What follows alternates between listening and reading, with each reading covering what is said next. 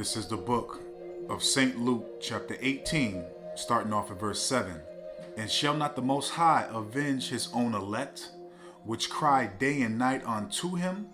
Though he bear long with them, I tell you that he will avenge them speedily.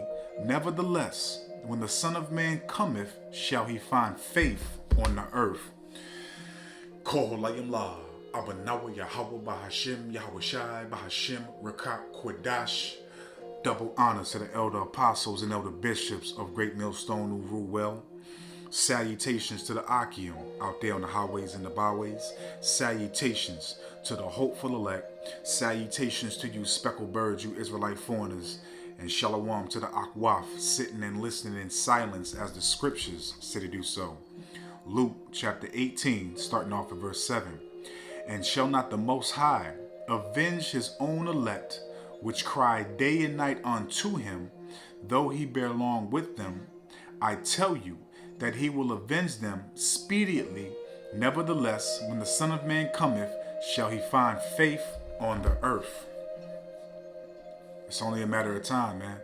So with us crying out, us sending up supplications, praying, sending up curses, all these things that we're doing, man, the Most High is hearing our testimonies and our requests. Okay? We just have to endure. We have to be patient. Okay? Because it's going to be done. We're going to be avenged, and we're going to be taken out of this captivity and receive salvation, man.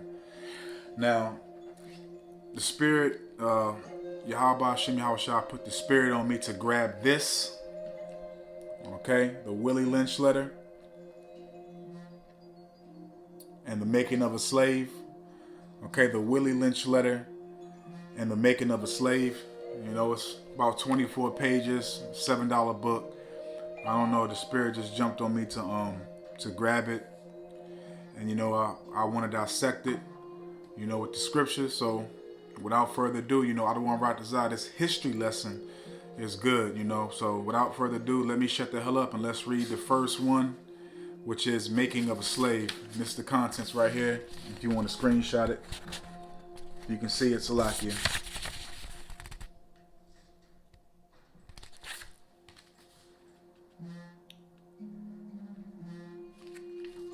Alright, so let's read this.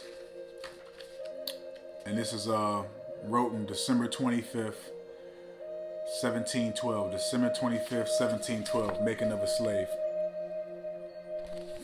Okay, it says, I greet you here on the bank of the James River in the year of our Lord 1712. First I shall thank you, the gentlemen of the colony of Virginia, for bringing me here. I am here to help you solve some of your problems with slaves.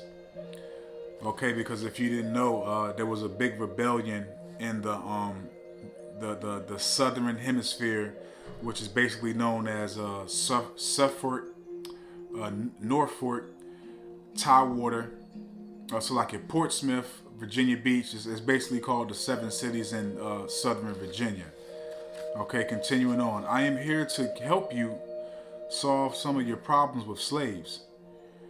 Your invitation reached me on my modest plantation in the West Indies, where I have experimented with some of the newest and still the oldest methods for control of slaves. Okay, so Yahweh Hashem Yahweh Shai is telling me to grab this precept, so let's stop real quick, grab this precept, and we'll continue on.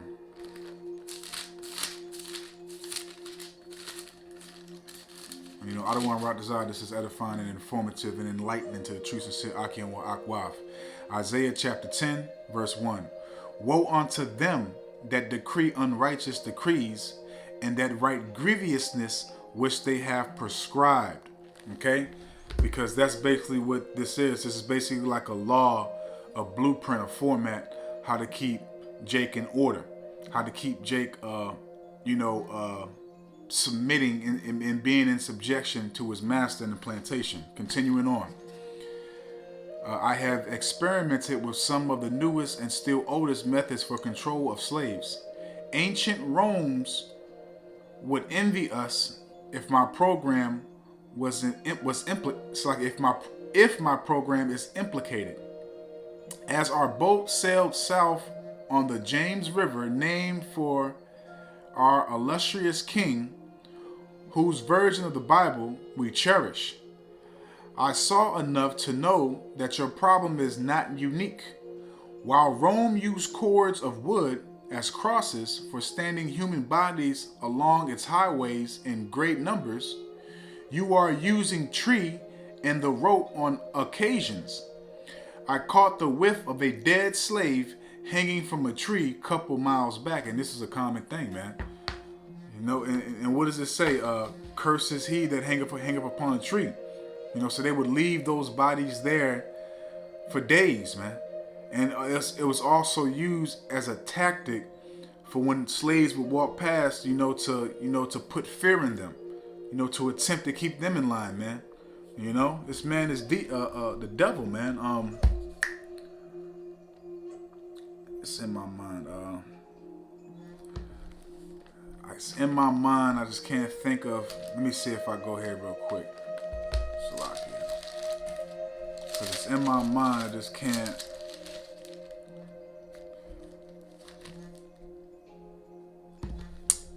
Okay, the one that I want hasn't come to me, but I'll grab this one real quick and we'll jump back. Habakkuk chapter 1, verse 7. They are terrible and dreadful. Their judgment and their dignity shall proceed of their own selves, man. Okay, matter of fact, Salakia, verse 6 first. Habakkuk 1, verse 6. For lo, I raise up the Chaldeans, that bitter and hasty nation, which shall march through the bread of the land to possess the dwelling places that are not theirs. They are terrible and dreadful. Their judgment and their dignity shall proceed of themselves. And this is terrible and dreadful, man, because again, there's no mercy, no sympathy, no compassion being shown, man. You know, for you to invite somebody from the West Indies, another damn devil, and he literally tells you, when I was coming, I still smell the body that was hanging that I passed. So that lets you know that that body has been there for a while. Okay? But continuing on. I caught the whiff of a dead slave hanging from a tree a couple miles back. You are not only losing valuable stock by hangings, you are having uprisings. Slaves are running away. Your crops are sometimes left in the field too long for maximum profit. You suffer occasional fires. Your animals are killed because, at a point, Jake got to the point, he wanted, he'd rather die than, continue to be in bondage, man. And again, you had those rebellions, man. You had the rebellions like, Nat Turner, because you had a lot of rebellions, in that region, in that area, man. Okay? In Southern Virginia, which, you had a lot of rebellions because most of the rebellions actually started in Cambridge, Maryland, and trickled down. Okay? Continuing on. Gentlemen, you know what your problems are. I do not need to elaborate. I am not here to,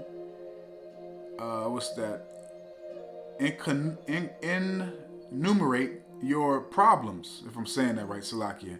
I am here to introduce you to a method of solving them. In my bag here, I have a foolproof method for controlling your black slaves. I guarantee everyone, listen to this, because this is true. Once I read this, it literally pissed me off, and it literally lets you know, like, they've been using this for years. For years, even till this day, man. Listen to this, man. Listen. I am here to introduce you to a method of solving them. In my bag here, I have a foolproof method for controlling your black slaves. I guarantee every one of you that if installed correctly, it will control the slaves for at least 300 years. So this was being presented to the colony of Virginia in 1712. And it says right here, 2012. 2012. Right here, 2012. And, obviously you had the awakening come in the late 60s, but, you had a greater awakening starting in 2007, where, you had the YouTube platform start to, upload lessons and daily motion, etc. And, and now it's what, 2024. Come on, man. And what is he trying to apply? A law. This is basically a law that he's basically applying, man. So let's grab this. Let's go to the book of Wisdom of Solomon, chapter 2. Matter of fact, before we grab that, let me grab this real quick. Salakia.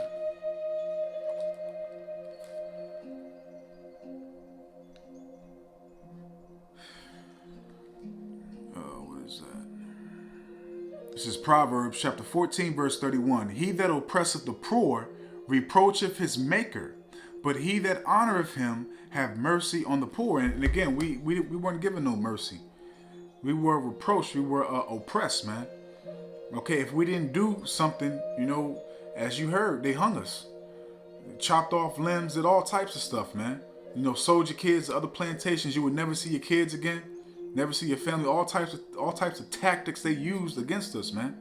Okay, again, Proverbs 14, verse 31. He that oppresseth the poor reproacheth his maker. So they don't look at Yahweh Shem Yahushua as any authority. They look at themselves as an authority. Okay, matter of fact, let's grab this. Wisdom of Solomon, chapter 2, verse 10. Let us oppress the poor righteous man. Let us not spare the widow, nor reverence the ancient gray hairs of the age. So what does that mean? That means there's no sympathy, no mercy, no compassion, no none of that, man. All that shit is out the window, man. They don't regard the infant, the women, or the old age, man. You work till you die, man. Okay? Period. They don't have no compassion, no sympathy for our nation, man.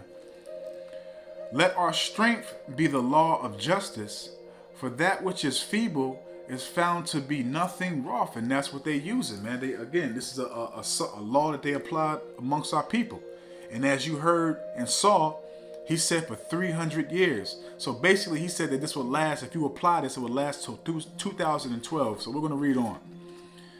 Okay, my method is simple. Any member of your family or of your overseer can use it. So it was also supposed to be applied to your family members and the people that you put up as overseers. Okay, they were supposed to, install these methods, man. Okay. I have outlined a number of differences among the slaves and make the differences bigger.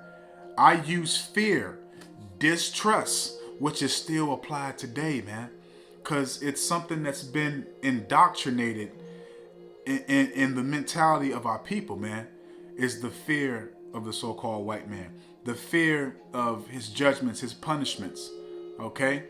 His judicial system. And also the fear of losing your life, okay?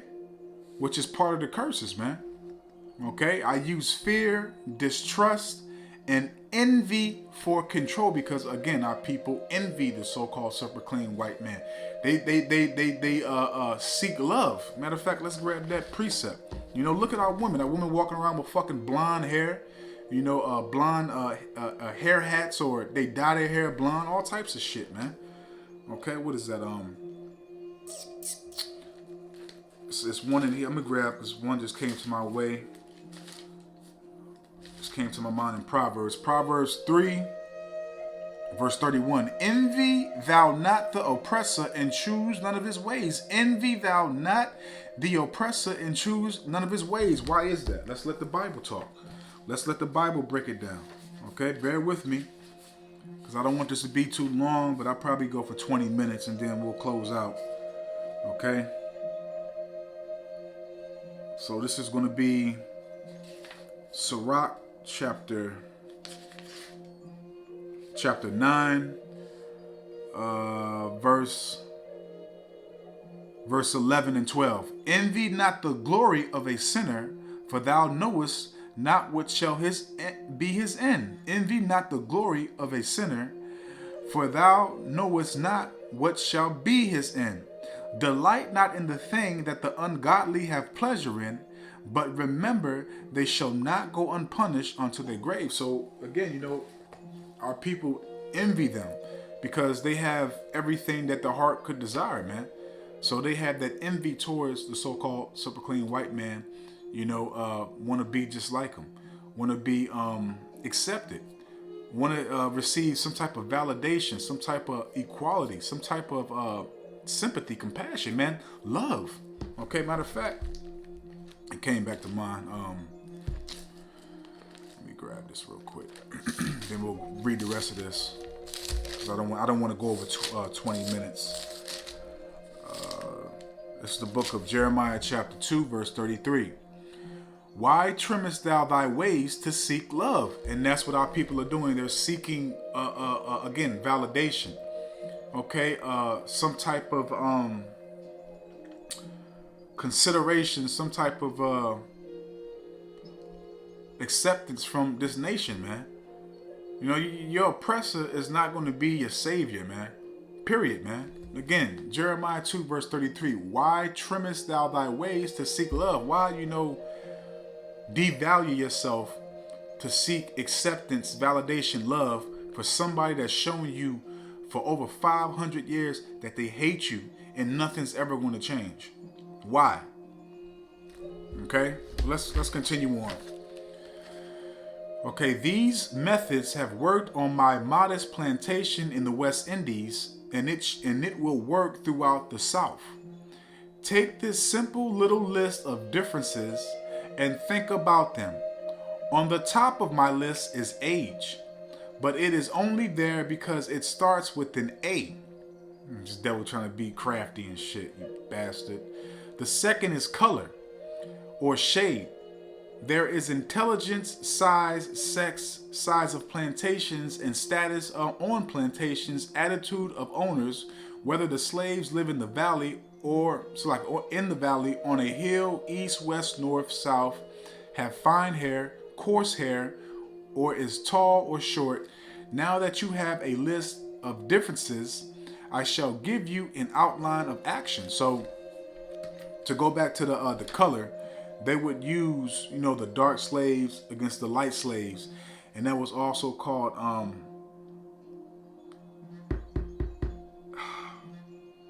some type of fight. And they would, I forgot what it's called, but they would basically make those slaves fight to the death. They would force, you to fight to the death.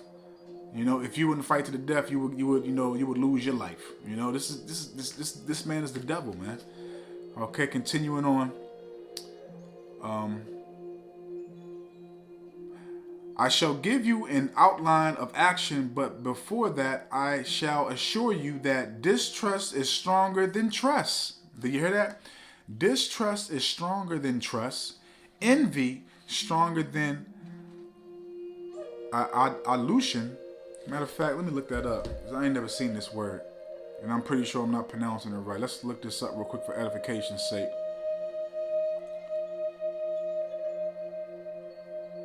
Bear with me. Adulation. Adulation. Adulation. It says excessive of moderation or praise.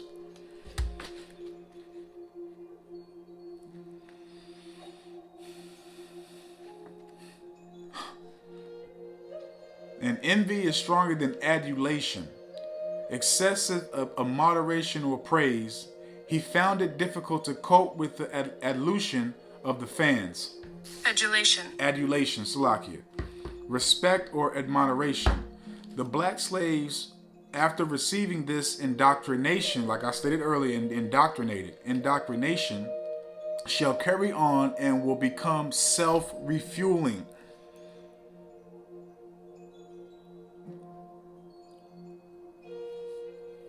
And this also goes to the curses. The Lord just used these devils to make sure that these curses will be applied, man. Thou shalt not, you shall, the man that is tender and delicate among you, his eye shall be evil towards his brother.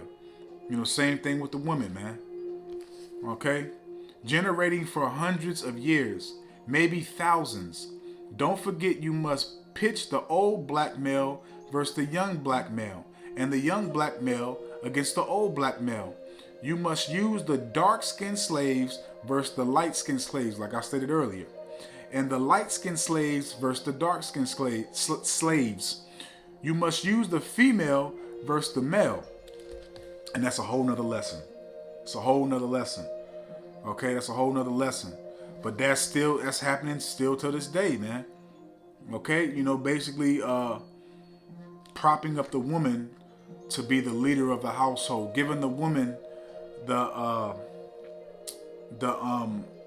necessities, the government funding, the government programs, and amongst other things, man. Okay, to basically to give her all the ammunition, all the things she needs, so she won't need her man. Okay.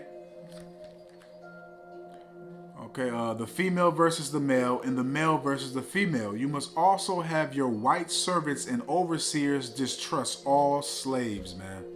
Is not that still going on to this day?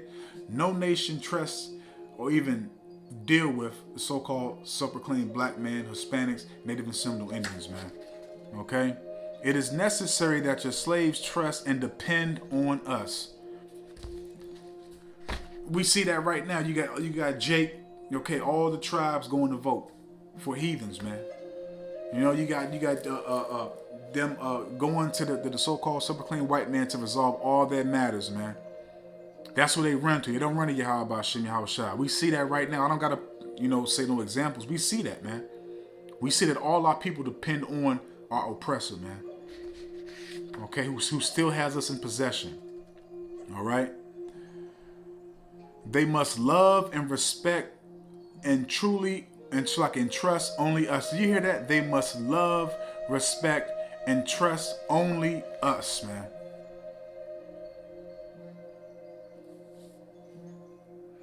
Again, this is Jeremiah 2, verse 3. Why trimmest thou way to seek love, man?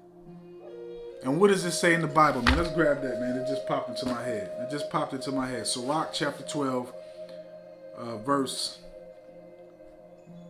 10. Never trust thine enemy, for like as iron rusteth, so is his wickedness.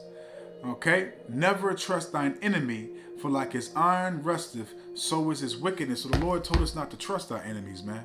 But it's the opposite with our people, man. It's the complete opposite. Okay? Gentlemen, these kits are your keys to control. Use them. Have your wives and children use them. Never miss an opportunity. If used intensely for 1 year, the slaves themselves will remain perpetually distrustful of each other. And that's still happening to this day. It's just the curses being applied through the so-called self-proclaimed white man. He's just enforcing Yahweh Shem Yahweh Shai's curses, man. But doing it in his own wicked imagination, man. Okay, again, Sirach 12, verse 10. Never trust thine enemy, for like as iron rusteth, so is his wickedness. I'm going to drop down to verse 16 and 17. An enemy speaketh sweetly with his lips, but in his heart he imagineth how to overthrow thee into a pit. And that's what this is. That's what this letter is. Okay? Because I'm pretty sure he spoke sweetly to those that he, to the house niggas and the ones that he liked to apply this. But in his heart, as it says, okay, an enemy speaketh sweetly with his lips, but in his heart, his mind. This is right here. This is showing you. This is part of their mind. He imagined how to overthrow thee into a pit. He will weep with his eyes, but if he find opportunity, he will not be satisfied with blood. If adversity come upon thee, thou shalt find him there first, and though he pretend to help thee, yet shall he undermine thee. That's what this is, man. This is going to help you and benefit you, but this is going to undermine them. Okay? So, I didn't write none of these precepts down. We just rolled in the spirit. And I believe the next one we're going to go into, I don't want to rock this out this week or, whenever the Yahweh Shem Yahweh Shai put the spirit on me to do so. We're going to go in track. We'll go into Let's Make a Slave. The next one is Let's Make a Slave. So that'll be the next thing I'll read up on. And then once I read up on, it's only one page, a page and a half. So We'll go into that next. I don't want to write this out this week. But I hope and I pray that this is edifying, uplifting, and informative to the truths of Sir Aki and Wa'akwaf. So with that, I'm just going to say, Ko Layim La, Abanawa Yahweh Bahashim, Yahweh Shai, Bahashim, Rekak Kwadash, Wathawada, Yahweh Bahashim, Yahweh Shai, Bahashim, Rekak Kwadash, for putting the spirit on me, my elder apostles, elder bishops, elders, brothers on down, for doing these epistles to enlighten you, to inform you, to edify you, and uplift you through the power and spirit and words of Yahweh Bahashim, Yahweh Shai. May the blessing and election and protection be upon you and your household. I don't want to Ratazah into the next one. So with that, I'm just going to say, Shalom. Never forget, man. Never forget. Love y'all. Shalom.